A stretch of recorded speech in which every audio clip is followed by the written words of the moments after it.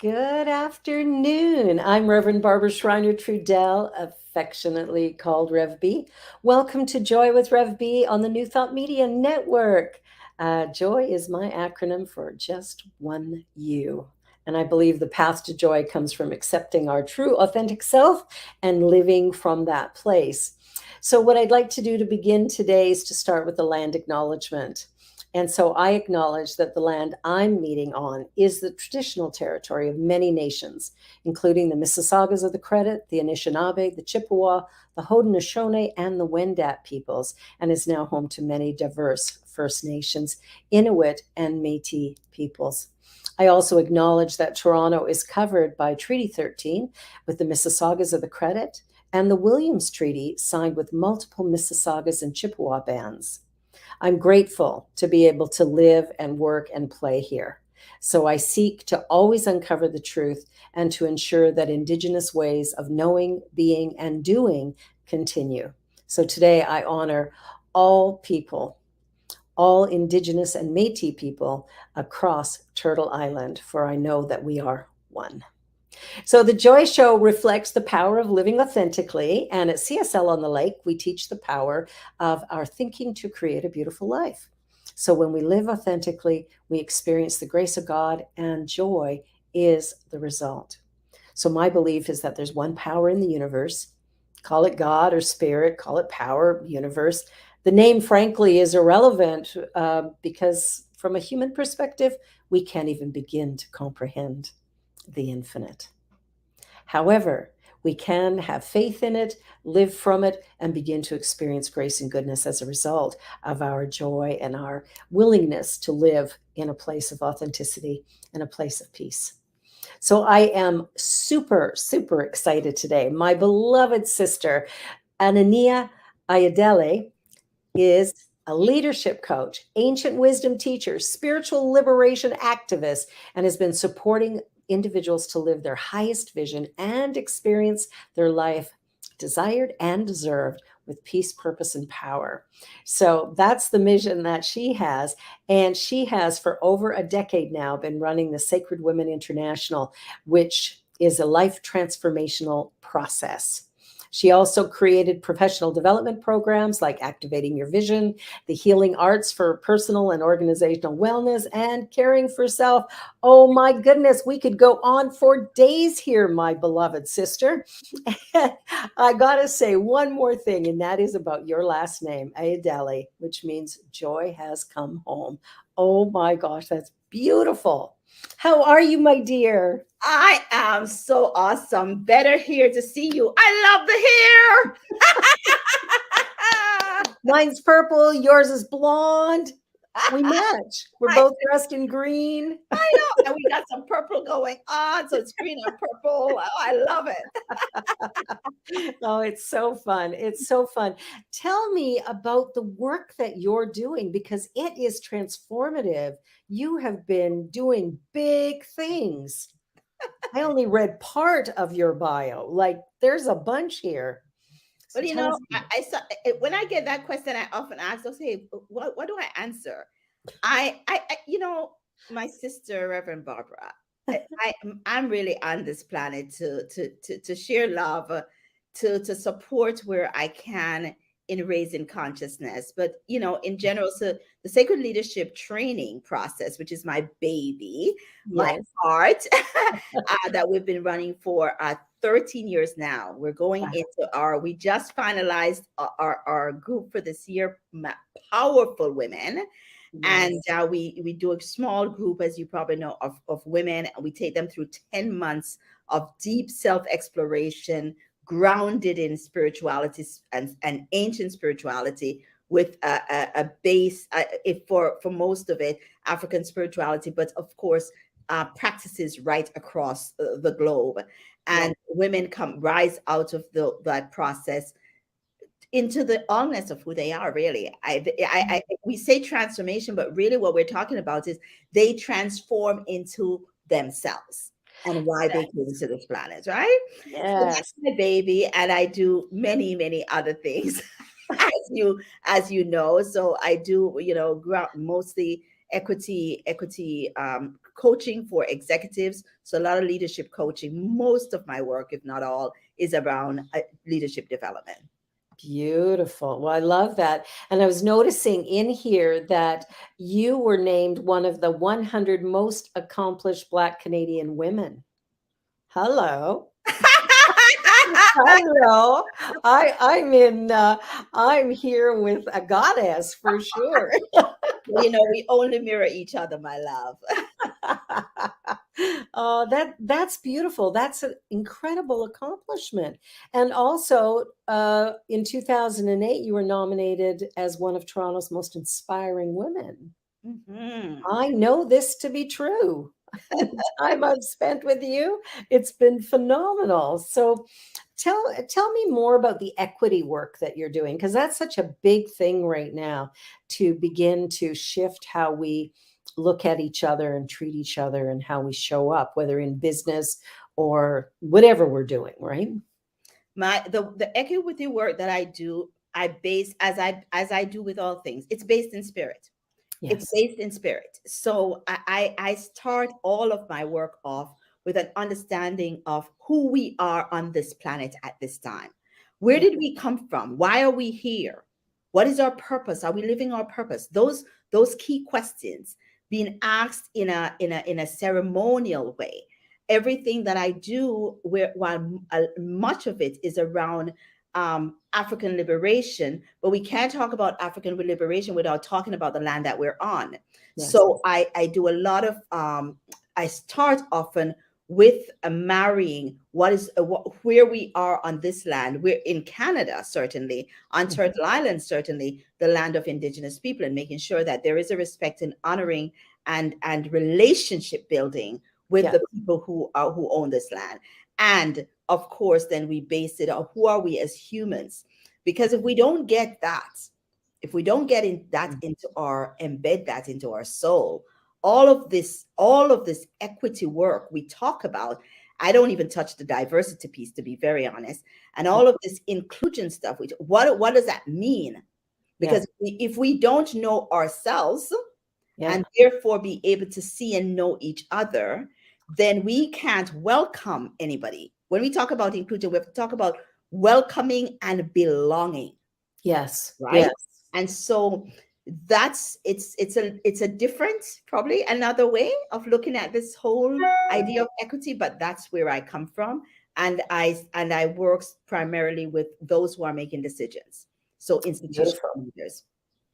Well, I think that's where it has to start, right? Like, I've just noticed, like, for myself, I'm really blessed because I've had the privilege of working with a couple of Black congregations, which has helped to shape my ministry in a different way. And Mhm. also to have a deeper understanding of the path that we are expecting the Black people in our community, or even anyone of color really in our community, in our city, in our world, to live with. And it's been fascinating to me as I've learned things that I was ignorant about. But I'm really grateful for the people around me who said, "Hey, Rev, you can't say that," or "Do you really think that was such a good thing to say?" And then I can stop and go, okay, okay, now I know something new and I can learn from that. But not everyone has that ability. And as white people, given the privilege that we have, there's so many who are not willing to give up any bit of that, or what they think they have to give up. But I think there's nothing to give up. I think collaboration, cooperation, community building actually enhances all life everywhere for all of us. Mhm. But Mhm. I agree, if I don't know me, how could I possibly know you? Mhm. And it's a sacrificing of, so for me, when we talk about giving up, it's a Mhm. sacrificing of what we knew. For Yes, for white folks, just being white gives you privilege, right? exactly, But yeah. so for white folks, the work is about the unlearning, Yes. is accepting. I say to people, please don't do guilt, because guilt No. is not going to help any of us, right? It's not. It vibrates way too low and it's not going to help any of us. Yeah, Go yeah. to a place of acceptance accepting the line that which we come from, accepting the privilege, accepting our history, Mhm. then we can say, okay, how do I become an ally? Yes. How do I become an ally? What does that take? And you have to ask the folks you're doing allyship with what that means and what is required. Yeah. What is required of you. And so I feel it's a sacrificing of the Mhm. old thinking. It's an accepting of the thinking and then a sacrificing of that. It's like almost like an offering, you know Yeah. Yeah. I yeah, like that. it's an offering. Yeah. Yeah. Oh, I love that. I love that. Yeah, because as I look at all the things that we need to learn, I remember staying in a hotel a couple of months back. And, with COVID, of course, they're keeping pens separated and, all kinds of practices to make sure we're safe. But I was appalled to see that on the counter, there was a white container and a black container. And the white container was for the clean pens and the black container for the dirty pens. And I thought it seems like a little thing, but it isn't. It isn't. And I was appalled when I put my dirty pen in the black container. I went, oh my God, nobody told me to put it in there. Nobody suggested to me that these are the clean ones and these, but there's this systemic thing that just happens. And so I was appalled that a public venue like a hotel Hmm. wouldn't have the understanding to do this differently. Like, it was shocking to me. And as I work to be an ally, I'm finding that I'm hitting walls where it's like, the police department don't care, the the mayor's office doesn't care, TTC doesn't care. Like, nobody wants to actually step up and do something. And for me, that's really disturbing, because here we are trying to create a world that will work for all of us. And then we're creating separation and division. And it's heartbreaking, actually. Baldwin says right behind me that nothing can be changed unless it's faced.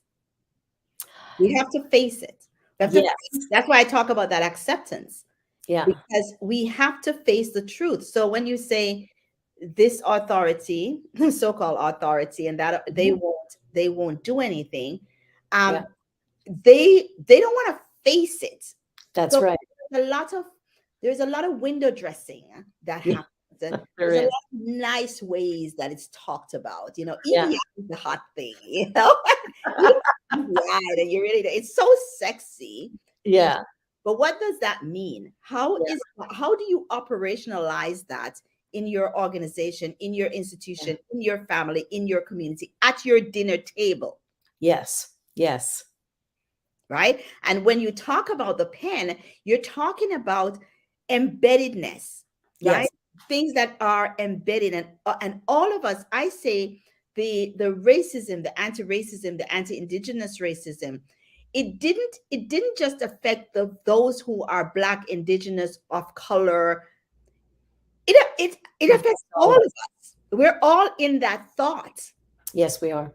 So of course we would see a white thing and a Black thing and say the dirty one goes in the Black thing, because it, It's a we condition. believe it's conditioned in our mind that all things Black are dirty.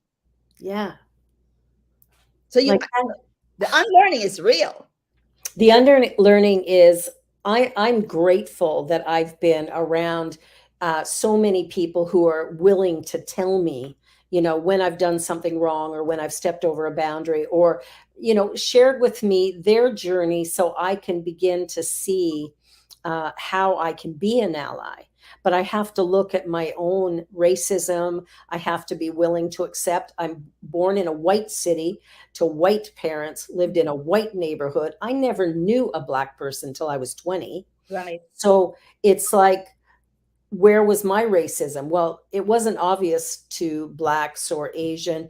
Where it was obvious was to Indigenous, Mm, because that's who we had, that we could point and go, oh, look at them, right? And I remember my dad saying to me, "Oh, drunken Indians."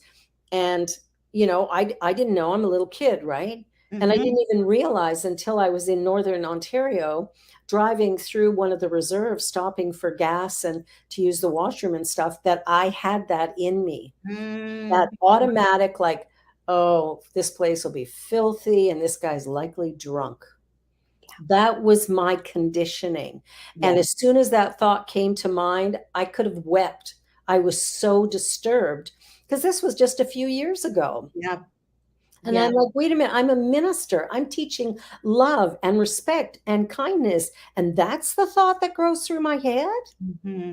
So I sat in the washroom and kind of took my moment to Mm-hmm. just rewire myself. And then I went back to the counter and talked to the gentleman. And as I'm talking to him, I'm going, what a beautiful human being. And I would have missed that. Mm-hmm. I would have missed that opportunity because of something my parents said to me when I was a small child that's still there. Mm-hmm. And so it's like this unlearning that has to happen. But I have an interesting something that I've been sitting with for a while that every time I bring it up, I get real mixed responses on it. But I'd be curious to hear yours. Um, Throughout North America, we're seeing, you know, different monuments being trashed or knocked down or kicked around, removed, whatever.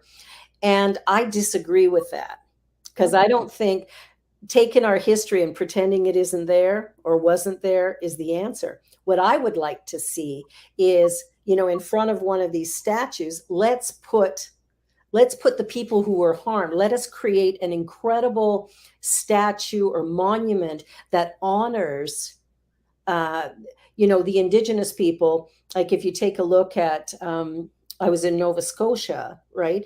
And there's a big statue of some colonizer, can't remember his name, don't really care. But what I'd love to see, there's this huge giant statue of him. I'd love to see a big statue put right in front of it that honors the indigenous people that he tromped over in order to take this land. I'd like to see something that honors them, that's what we see first. And if we want to know what came before that or what hindered that, we have to go behind it to see the garbage that created that need for that transition or change. So I get really mixed emotions from people around doing this. But I think, do we really honor people by removing something and pretending it's not there? Or do we do better to show, hey, what about this? I don't know. What are your thoughts? So this is the first time I've heard this thought. And I can see that. I can see that. But Barbara, it's a little bit more than that. The Mhm. destruction, the destroying, there's a symbolism that happens in the destroying of the statue True. for me. Yeah. There's a symbolism that happens because it won't change. Like changing the name of a street, bringing down the statue, that won't. We're not looking for a big change. But what it does is say no more. No more. Okay, good. Okay, It thank you. brings it down and says Yeah. no more. No. You and I, when we're teaching folks, right? We Yeah. we have exercises that we do to say no more, Stop. to stop, to destroy. We burn a thing. Yeah. We burn a belief system. We have our students write things and we burn things, right? Yep. Yep. It's the symbolism of that and what it also brings up emotionally for us. Yeah. Yeah. And the cleansing that happens. So I feel that there is Okay. it is the for me. This is Yeah. we've done a lot of work on changing the industries and do it and destroy. But Yeah. and I'm sure others have different thoughts. But for me, there's a symbolism that happens. In You the know, destruction. a quick story. So my father Yeah. was an activist, Hmm. transition, and a lot of his work was in the Caribbean and certainly in North America, but in the Caribbean. And there was a statue. There is a hero that Jamaica has, Cudgel. Hmm. And Cudgel, the story of Cudgel is there's some contradiction, but is a hero anyway, right? And so we Yeah. revere him. And there was someone made a statue of Cudjoe in a main area in Jamaica. And my father did everything in his power to bring that statue down, because when you look at the statue, it doesn't look like a black figure. It doesn't have a black figure. It was made with the image of a white person. Yeah, good intention, I'm sure. Good intention. But I remember asking my father why Mm. he was spending, he made it was a lot of energy that he put in making sure that that came down. And Yeah, he said, we can never continue the colonizers' way. We can never do anything. exactly. So we can't even say let's put up something to honor our ancestors, right? But Yeah, then we make it into the image of the white folks, because that goes back to even the way our people had to hide our spiritual practices right. Yes. behind the Catholic faith, the Catholic practices. And Yeah, so we yeah, see the image of Yemiya looking like the Virgin Mary. So I remember my father explaining all of this to me. yeah. And so it's the same thing. We don't need to do that anymore. No, we don't. So he brought it down. And I would say, similarly to your thought about then putting Mhm. that in front of, no, we need to destroy it. Yeah. And if And we then put up our own, to put up the truth, the put up historical the truth, truth. Yes. of Yes. indigenous folks, or black folks, or whatever. Yeah. So I just thought, as I think about, because I'm still turning Yeah. my No, mind I love your this. thought, I remember that story with my father. Yeah. Well, and that's interesting because whenever I see an image of Jesus, I just kind of chuckle because he looks like a white man. But the truth is, he was a Middle Eastern Jew. He wouldn't have looked like that. And yet in North America, and probably more places than that, but of course I know here. And it's like making this look like this white guy. Um, But yeah, there's something about that needs to really shift and change. But I love that. Thank you for really helping me to clarify that, because I'm looking at, you can't just knock something down and pretend it never happened. And that was where I was going. But I yes, love the idea of let's destroy it. But I'd love in the place of it to bring something that mirrors truth. yes, yes, That would be beautiful. That yes, would be lovely. yes. Let's yeah, yeah, yeah. Wow, wow, wow, wow. But I feel though that when I saw something like what happened in Buffalo, um, In Texas. wow, and I remember immediately thinking, here we go again. Yeah. Yeah, here we go again. 400 years later, here we go again. Mhm. And then I have to also remind myself that there is still changes happening. Yes. But we have to celebrate the change and Yes. continue the work for true liberation, I agree. true shifting, right? But we as we do that, we have to always still remember that there is change that is happening, and let's celebrate the change, and let's continue the work and continue the vigilance. And in the meantime, make sure we're taking care of ourselves and do some joy. And do some joy. Absolutely. We need some joy. Yeah, joy is so, so important in all of this. I remember a story years ago. A woman that I knew was a nurse in Edmonton, Alberta, and she went to work in a Rwandan refugee camp. And she went there for a month to help out, with nursing skills. And she talked about two things that really touched my heart. One was there were a lot of little babies that were dying of AIDS, whose families who knew where they were. And she would tie them. She was a substantial woman, and she would tie these babies to her chest, knowing that sometimes they only had a few hours left. But if they're going to die, they're going to die with her heartbeat. And I thought, wow, that's a remarkable kindness, actually, to do that. Wow. But Oh, the other thing she said that really surprised me was she said, as hellish as this is, and she said it really is, it smells bad, it feels bad, it's like there's not enough water, food, whatever. And she said everybody's been separated from their loved ones. But she said at the end of every day, the women would dance. Women would dance. And I went, oh my God, in the most horrific condition, humanity stands up and said, yes, and I'm here, I'm alive, and I'm going to have that bit of joy that, that is so essential to our well-being. And I love that. That story has stayed with me for so many years because it was such a beautiful, beautiful image of these women dancing. Now yeah, we're revolution. yes, exactly. Well, we're going to take a commercial break. And so you're watching The Joy Show with Rev B, my guest, Aina-Nia, and we will be back in just a moment. We're on the New Thought Broadcast Network. Back quick. New Thought Media Network. We are a global broadcast network of positive music, media, and entertainment, inspiring humanity's evolution along the journey of enlightenment and creating a world of love, peace, empowerment, and prosperity for all. New Thought Media Network. Positively inspiring.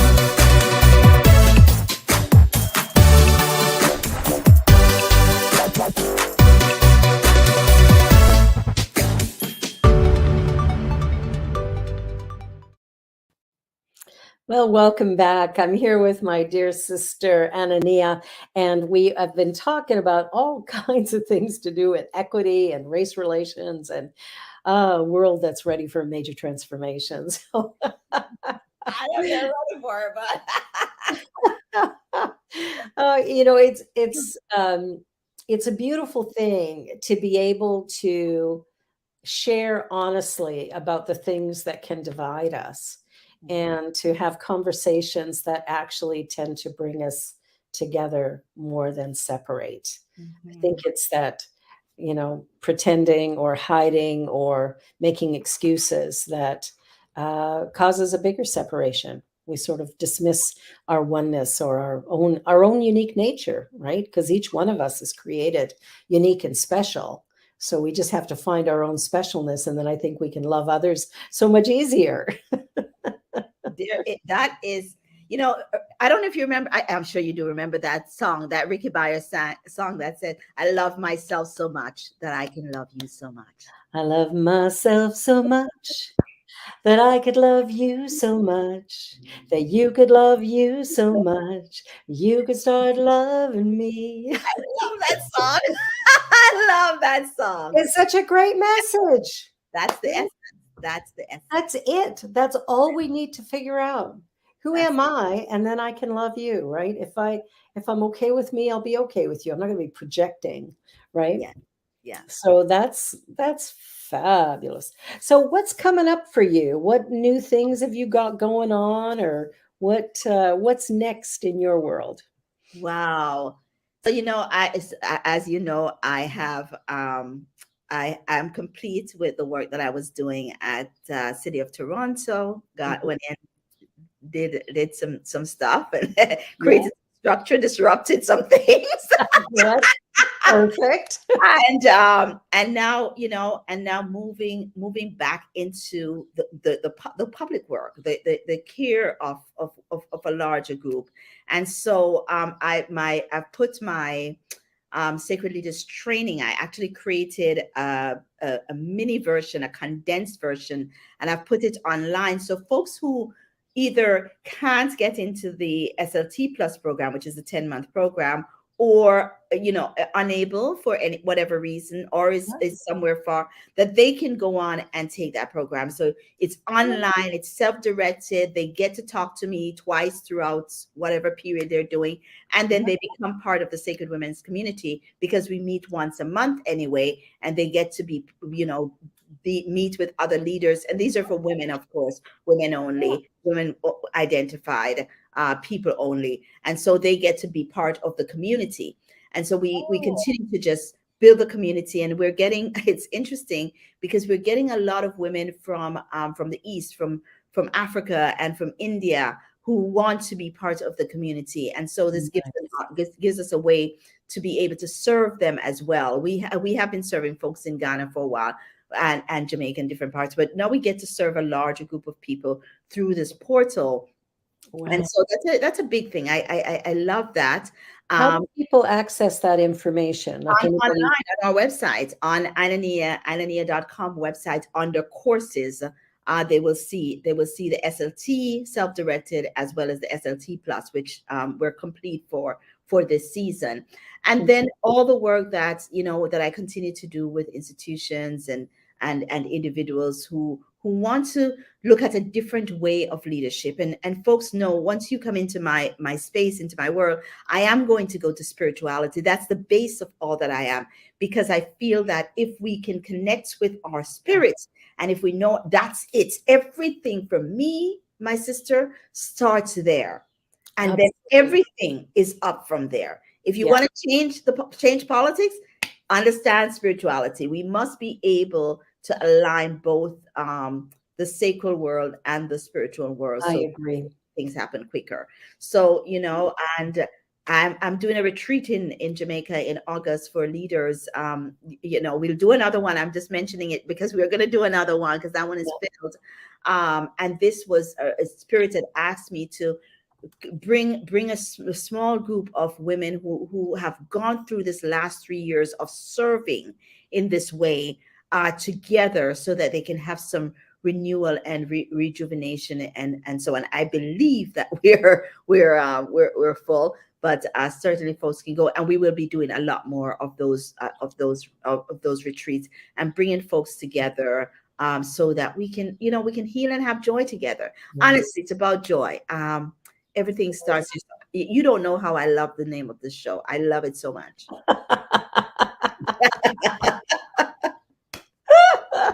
Oh, that's so awesome. Well, it's been my focus for quite a long time to help people to understand that normal doesn't exist. That is a fabricated thing that allows us to live in mediocrity. And what really does exist is that each and every one of us is a unique spiritual being, created perfect, whole, and complete, like everybody else. So it doesn't matter if you're the president, if you're a reverend, if you're a doctor, if you're, person living on the street, you all have the same value. You all have the same worth. You all have the same we're able, like when we can begin to accept ourselves as okay, we begin to create something different in our world, which is Mhm. really, really beautiful. And see the value in everybody else. You know, Oh, yeah. Reverend Barbara, there's when we get there.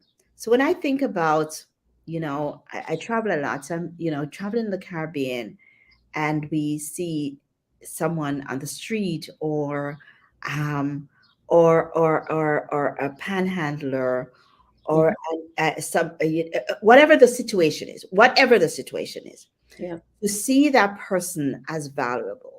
Mhm. Often we go to the place of, and this is something I'm learning through my journey, right? Mhm. Often go to the place of, oh my goodness, oh poor them, oh my goodness, I've got to help them. Oh, well, you know what?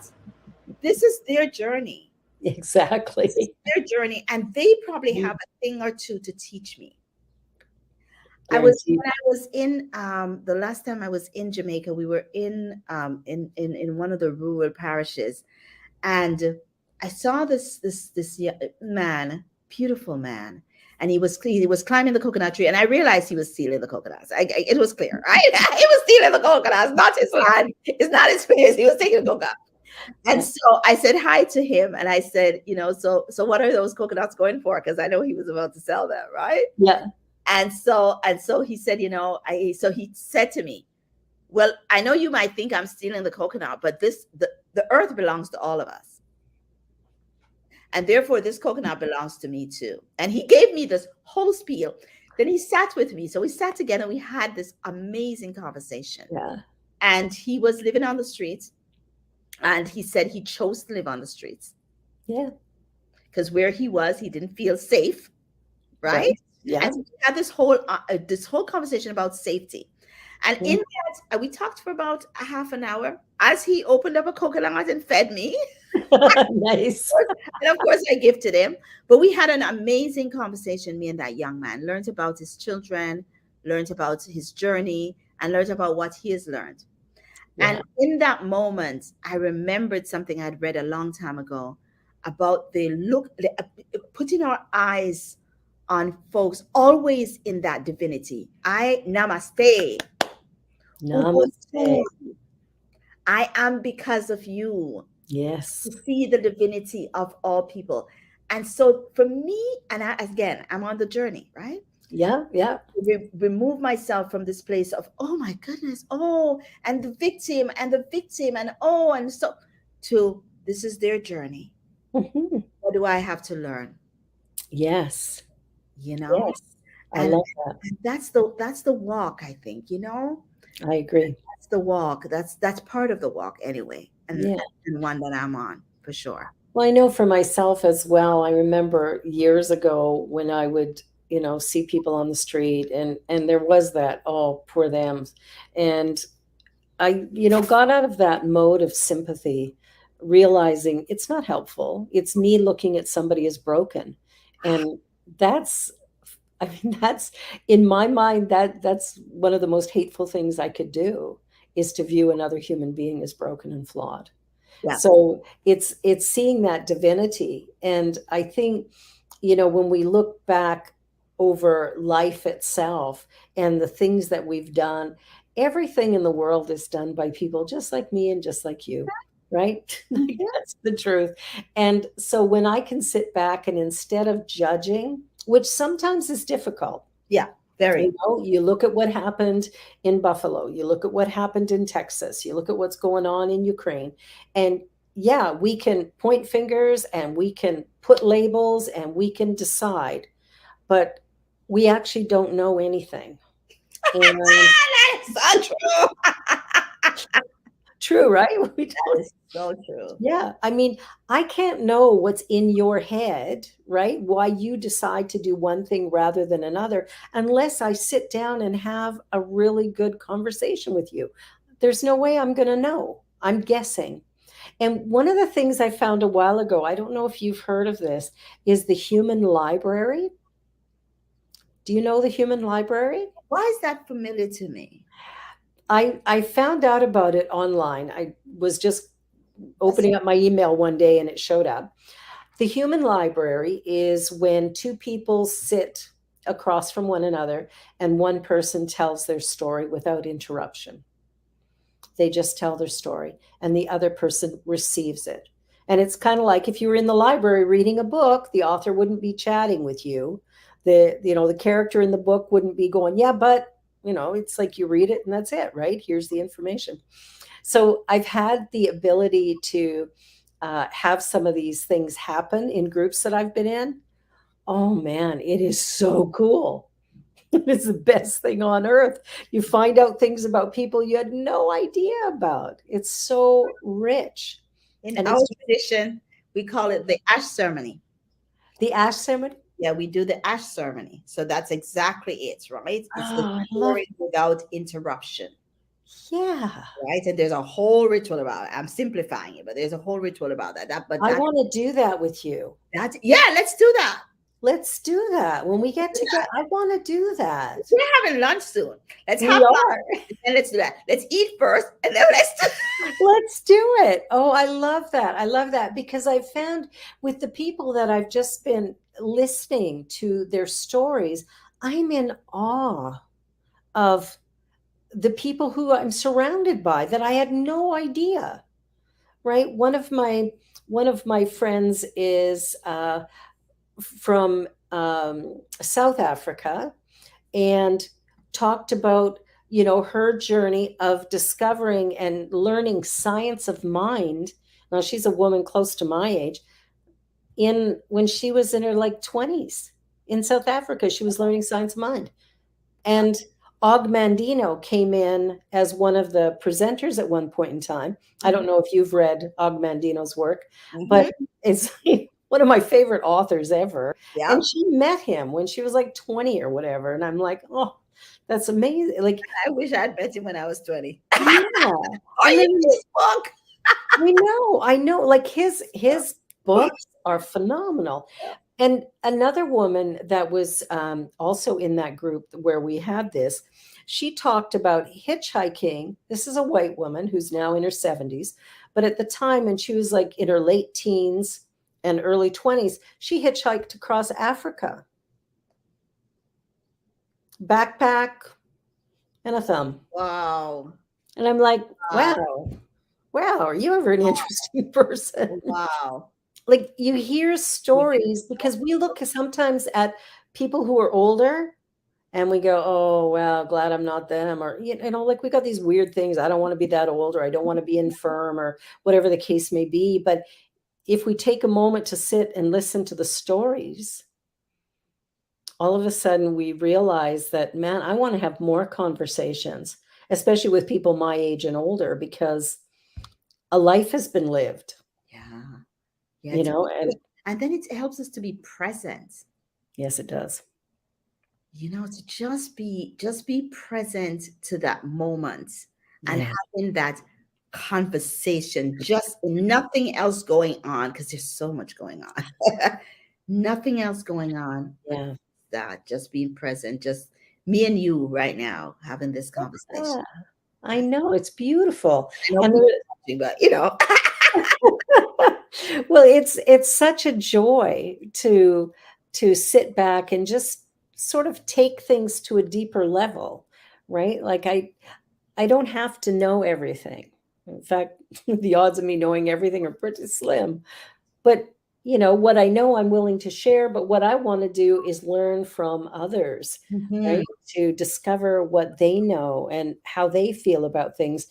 And so often we just make it assumptions, right? You know what we say about assumptions?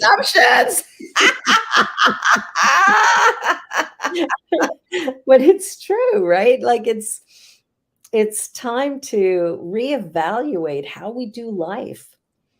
And I'm really attached to a bunch of C words like community, collaboration, cooperation. Those are, communication. Those are words to me that really matter right now. Yeah. And I think the idea of competition has to be set aside. Yeah. Because it's not serving us. The root word for communication, for community, is communication.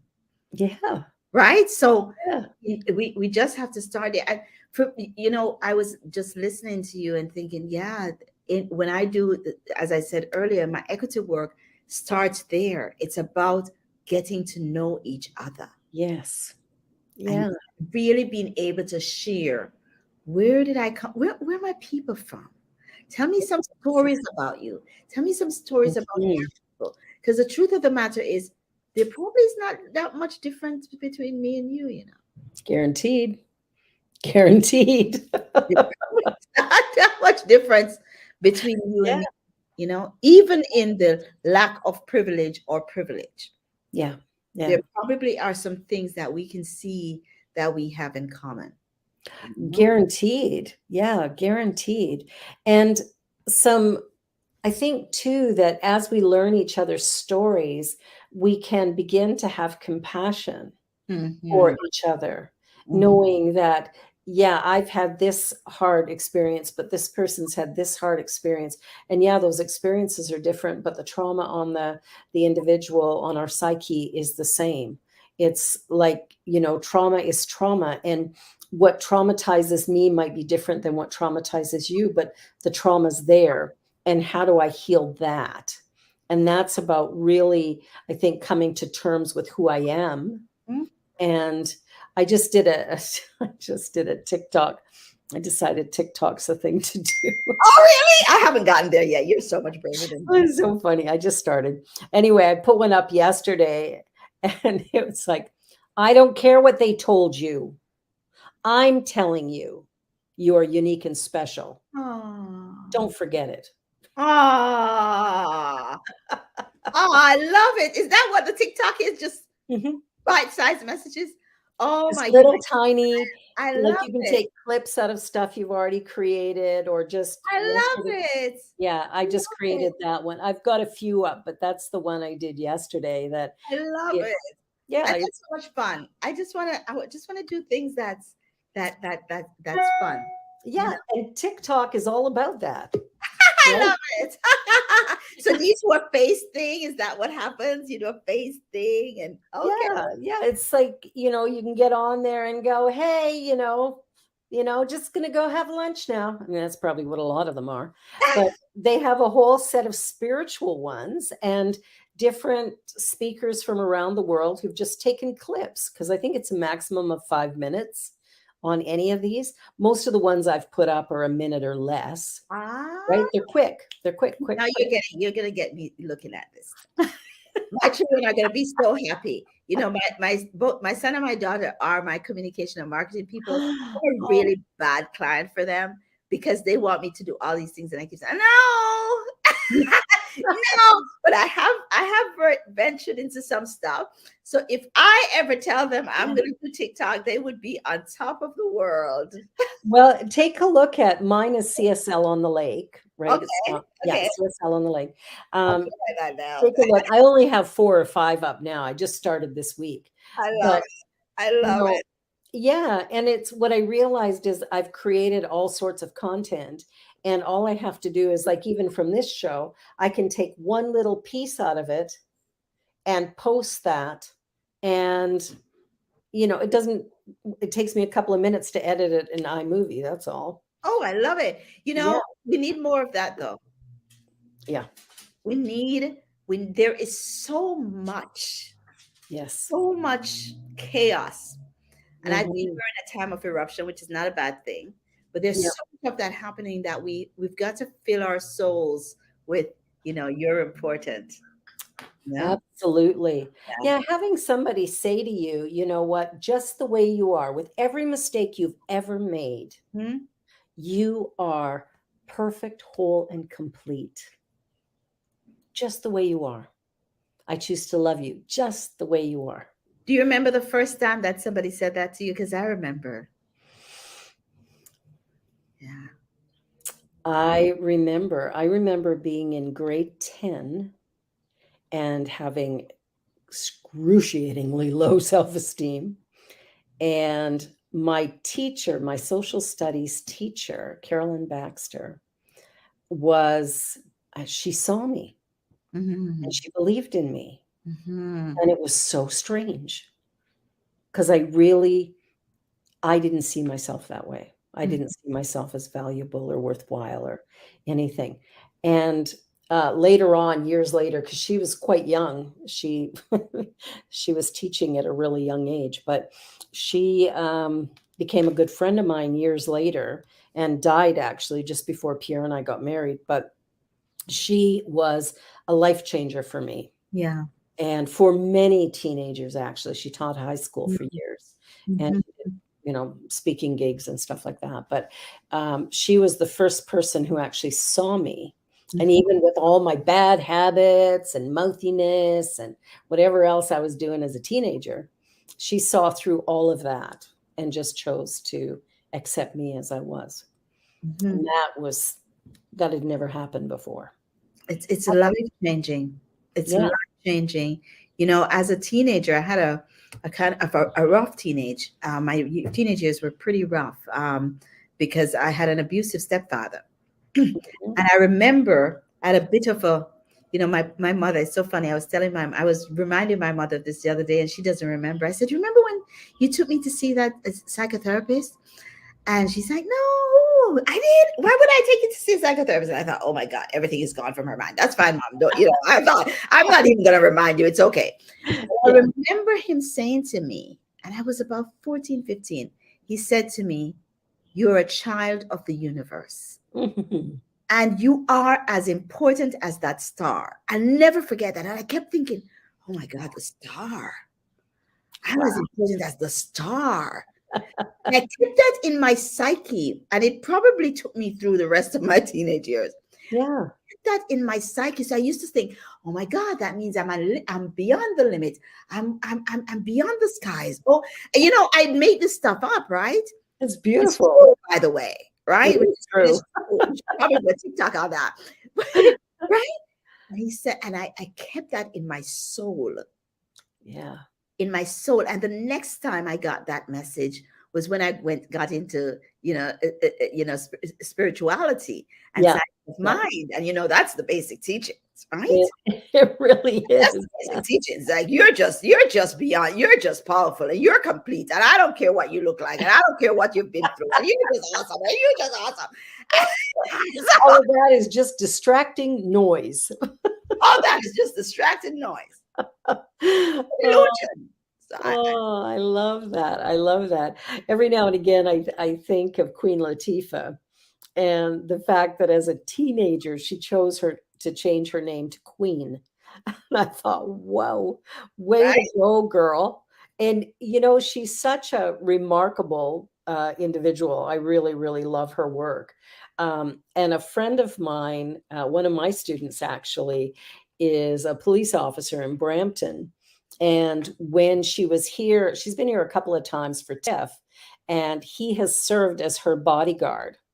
And he said, nicest person. In fact, the second time she came back, she Yeah. requested him specifically. Ah, And he said, she is the nicest person. I Like, can see that. You feel that. you That- feel it. You Yeah, do. you feel Yeah. And it. she's one of the people in the world. I was so glad to hear that she's a nice person because I really, really love her. You don't Think want this to is think why. that Oh no! yeah, you don't want to find out that your favorite star is actually a monster. Yeah. Oh, You want it to be queen of somebody who's herself. lovely. Queen of herself. Yeah, like I Queen of thought, herself. That's what we wow, teach the young people to do. yes, yes. Yeah. Well, that's why it's so important, I think, as we're working with youth, especially, to keep reminding them. Like my daughter is 17, and her friends come over to visit and stuff like that.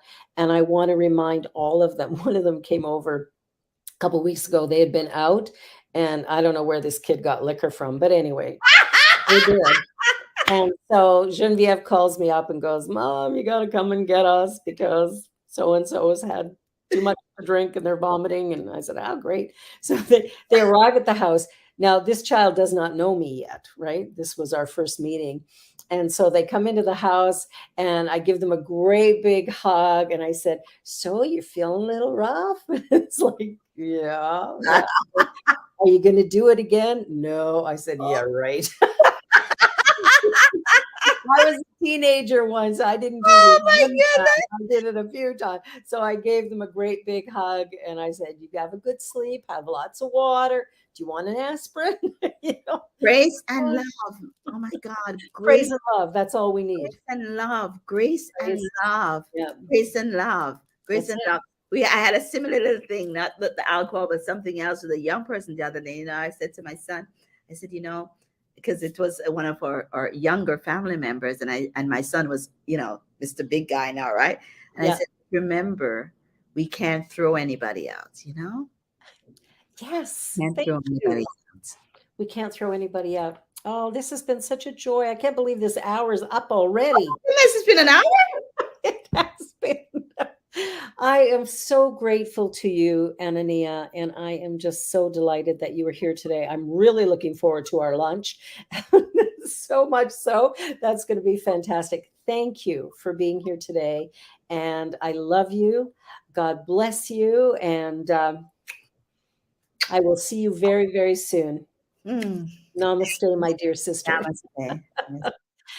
Well, in closing, I just want to remind everyone that I'll be back here again next week, and we will continue the conversations about living an authentic life and how joy becomes the experience as a result of that. When we embrace our natural talents, our own willingness and openness, when we're willing to learn about ourselves and learn about others, when we're willing to look at the things that we don't know with a willingness to learn and to discover, I think that's when the world becomes a much sweeter, safer, and joyous place. You've been watching Just One You, the Joy Show with Rev B and my beautiful guest, Aina-Nia Ayo'dele, and I am so grateful to each and every one of you. God bless you. Hope to see you Monday night at CSL on the Lake. If not, next Friday, right here on Joy. Have a wonderful weekend. Bye for now. New Thought Media Network is on the rise. We're looking to grow with you. Do you have technical media experience or perhaps a desire to learn? Are you willing to volunteer your precious time and attention? We share this message to benefit all. If you possess a computer with a camera and a microphone, we will share our knowledge with you. Behind the scenes or being the star, let us bless our one. Contact us at info@ntmedia.org.